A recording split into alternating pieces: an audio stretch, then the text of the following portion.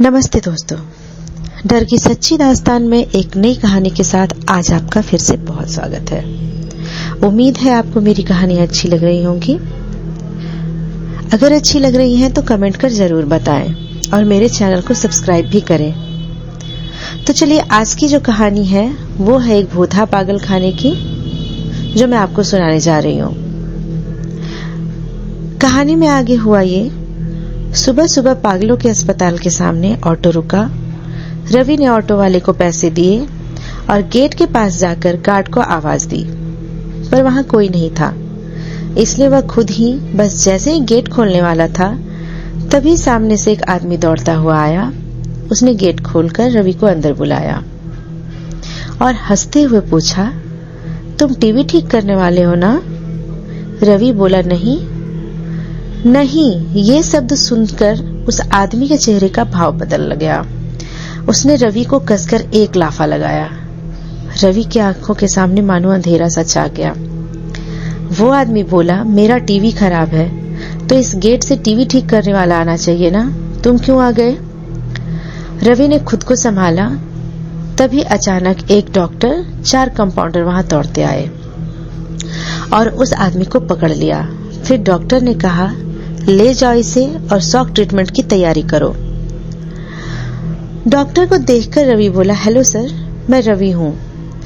आज इस अस्पताल में मेरी नौकरी का पहला दिन है।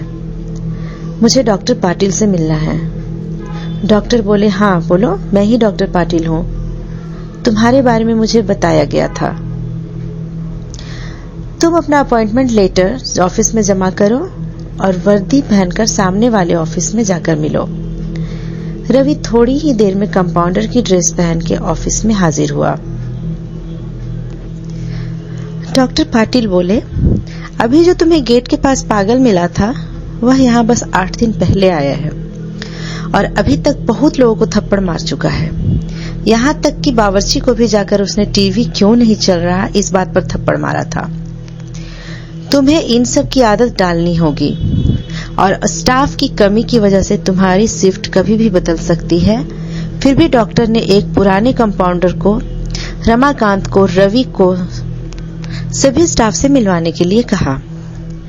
सबसे मिलने के बाद रमाकांत ने रवि से कहा, चलो अब तुम्हारे काम का समय हो गया है, मैं तुम्हें तुम्हारा काम समझा दूं। और वह रवि को मरीजों का रूम दिखाने ले गया। वहां पर बहुत सारे पागल मरीज थे। कोई फिल्मी डायलॉग बोल रहा था, कोई दर्द भरी शायरी बोल रहा था, कोई मछली पकड़ रहा था। रमाकांत बोला, अब तुम्हें भी इन सबको झेलना होगा। सबसे पहचान करने के बाद रवि और रमाकांत दोनों अपने अपने काम में जुट गए। उसी दिन रवि को नाइट ड्यूटी मिली थी। रात को रवि पेशेंट के दवा पानी में व्यस्त था। जब रात के 12 बजने वाली थी, तभी घंटी बजी।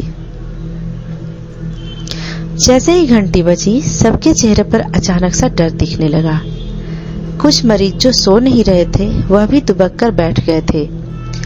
रवि ने एक डॉक्टर से पूछा कि यहाँ पर सभी लोग डरे हुए क्यों लग रहे हैं। डॉक्टर बोले कि 12 बजे के बाद इस हॉस्पिटल में पुराने मरे हुए पागलों की प्रेत आत्माएं घूमती है। तुम भी संभल कर रहना, हो सके तो किसी के साथ रहना। पर रवि का भूत प्रेत में कोई विश्वास नहीं था। उस रात रवि अकेले ही टॉयलेट की ओर जा रहा था। तभी उसने अपने पीछे किसी के होने का एहसास किया, लेकिन जब उसने पीछे मुड़ के देखा, तब वहां कोई नहीं था। वह आगे बढ़ने लगा, पर अब उसे किसी के कदमों की आहट महसूस होने लगी। फिर उसने सोचा कि शायद वहम होगा और वह टॉयलेट में घुस गया। और जब वह टॉयलेट करके बाहर निकल रहा था, तब उसे दिखा कि टॉयलेट के आईने पर कुछ लिखा है, तुम अब पागल होने वाले हो। रवि को लगा कोई उसकी खिंचाई कर रहा है। वार्ड में जाकर उसने किसी से कुछ नहीं कहा, बस वापस मरीजों का ध्यान रखने लगा। तभी अचानक उसे हॉस्पिटल में एक भयंकर चीख सुनाई दी। वार्ड से बाहर जाकर रवि आवाज की दिशा में तेजी से दौड़ा। वह आवाज स्टोर रूम से आ रही थी। जब रवि स्टोर रूम के अंदर पहुंचा, तब दरवाजे के पीछे छुपे एक पागल ने दरवाजा अंदर से बंद कर दिया। और उसी दरवाजे की ओर मुंह करके खड़ा हो गया। रवि जब दरवाजा खोलने आगे बढ़ा तब उस पागल ने रवि को उठा के हवा में उछाल दिया और जमीन पर गिरने की वजह से रवि की पीठ में चोट लगी। उतने में ही उसे एक विचित्र हंसी सुनाई दी।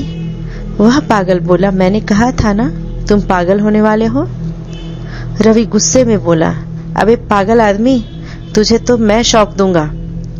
पागल बोला, शॉक की वजह से ही तो मैं मरा था और अब मुझे शॉक से कोई डर नहीं लगता। इतना कह के उसने एक हाथ से रवि के कान को पकड़ा और दूसरे हाथ लाइट का स्विच बोर्ड खोले और उसमें डाल दिया। अब रवि को 440 वोल्ट का झटका लगा। पूरा हॉस्पिटल रवि की आवाज से गूंज उठा। उसकी आवाज सुनकर हॉस्पिटल का स्टाफ स्टोर रूम की दरवाजा तोड़ के अंदर आया। तब सबने देखा कि रवि बेहोश है। रवि को ले जाकर मरीजों के बेड पर सुलाया गया और जब रवि होश में आया तब वह उसका संतुलन खो चुका था। वह आज भी उस पागलपन के कारण बाहर नहीं निकल पाया और अब पागल रवि को लगता है कि वह एक सर्जन डॉक्टर है और अभी तक बहुत से मरीजों और डॉक्टर्स का प्लेट से पेट काट चुका है। अब हर रात उस हॉस्पिटल में चीख सुनाई देती है, वह भी तब जब रवि को शॉक दिया जाता है। तो ये तो थी आज की भूतहा पागल खाने की कहानी। कैसी लगी मुझे कमेंट कर जरूर बताएं। चलिए मिलते हैं फिर एक नई कहानी के साथ। तब तक अपना ख्याल रखें, खुश रहें। धन्यवाद।